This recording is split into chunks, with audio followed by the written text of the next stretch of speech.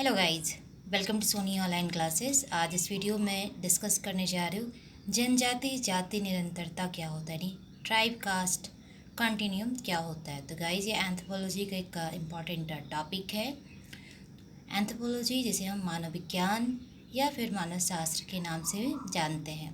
तो गाइज मानव विज्ञान में यानी एंथ्रोपोलॉजी में जनजाति का ऐसे समूह से होता है, ऐसे ग्रुप से होता है जो अपने आप में समग्र होता है एंड भौगोलिक दृष्टि से अलगाव या अर्ध अलगाव की स्थिति में निवास करता है। प्रत्येक जनजाति अनेक खंडों में विभक्त होता है। इसके विपरीत प्रत्येक जाति समूह एक मूलक प्रणाली का अंग होता है। जाति प्रणाली के अंतर्गत विभिन्न जाति समूह आपस में सहयोग और निर्भरशील संबंधों से जुड़े हुए होते हैं, रिलेटेड होते हैं।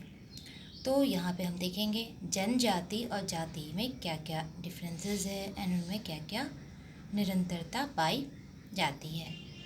तो जाति और जनजाति के बीच किसी प्रकार का अंतर स्थापित किया जा सकता है, लेकिन अगर हम बात करें व्यवहार में तो भारतीय समाज में यानी इंडियन सोसाइटी में ट्राइब एंड कास्ट के बीच स्पष्ट अंतर स्थापित करना इम्पॉसिबल रहा है।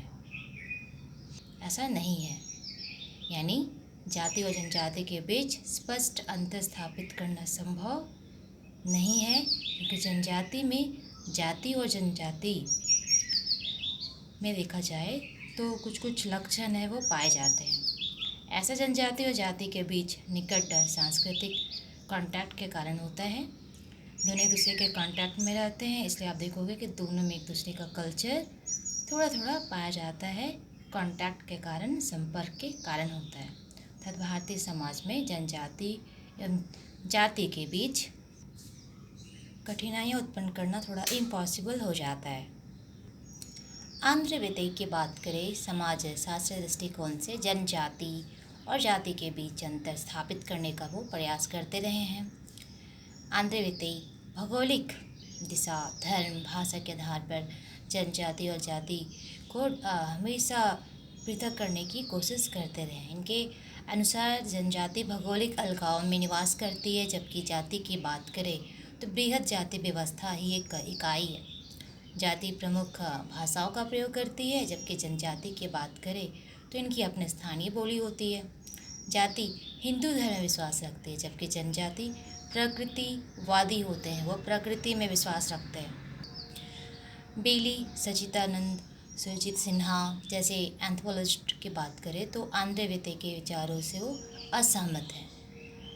उन लोगों का कॉन्सेप्ट है कि जनजाति और जाति के बीच स्पष्ट अंतर स्थापित नहीं किया जा सकता, ये इम्पॉसिबल है। बट आंध्र या बहुत सारे ऐसे एंथ्रोपोलॉजिस्ट हैं जिनका कहना है कि नहीं, पॉसिबिलिटीज़ है। तो हम बात करते हैं बेली, सचिदानंद, सुरजीत सिन्हा जैसे मानवशास्त्रियों की, तो आंध्र विदेय के विचारों से वो असहमत है। इनका मानना है कि जनजाति और जाति के बीच स्पष्ट अंतर स्थापित नहीं किया जा सकता है। ये रॉबर्ट रेडफील्ड के मैक्सिको समुदाय के अध्ययन के दौरान विकसित की गई लोक नगरीय टूटक्रम के दृष्टिकोण से प्रभावित है। रॉबर्ट रेडफील्ड की बात करें तो रॉबर्ट रेडफील्ड मैक्सिकन जो कम्युनिटीज़ है उसका स्टडी किए एंड स्टडी के दौरान पाते हैं कि जो रूरल एरिया है एंड अर्बन एरिया है, दोनों के जीवन में अनेक सांस्कृतिक समानताएं विराजमान है, इसलिए इन दोनों के बीच स्पष्ट अंतर स्थापित नहीं किया जा सकता। रॉबर्ट रेडफील्ड अपने इस स्टडी के लिए लोक नगरीय टूटक्रम की अवधारणा को अपनाते हैं और एक स्केल का निर्माण करते हैं। स्केल के एक छोर पर लोक संस्कृति एंड दूसरी छोर पर शहरी संस्कृति को स्थापित करते हैं। बेली उड़ीसा के खोंडाल क्षेत्र के खोंड जनजाति पर उन्होंने स्टडी किया एंड उड़िया हिंदू जाति के अध्ययन के आधार पर यह कंक्लूजन देते हैं कि जनजाति और जाति दो भिन्न अस्तित्व नहीं हैं, बल्कि एक ही पंक्ति के दो विपरीत छोरों की तरह हैं, जिसमें विभिन्न समूहों का स्पष्ट रूप से समावेश हो सकता है। बेली के अनुसार यह कहना कठिन है कि दोनों छोरों के बीच जनजाति और जाति में से कोई एक किस बिंदु पर दूसरे से अलग हो सकता है। जनजाति और जाति में से कोई अलग हो ही नहीं सकता।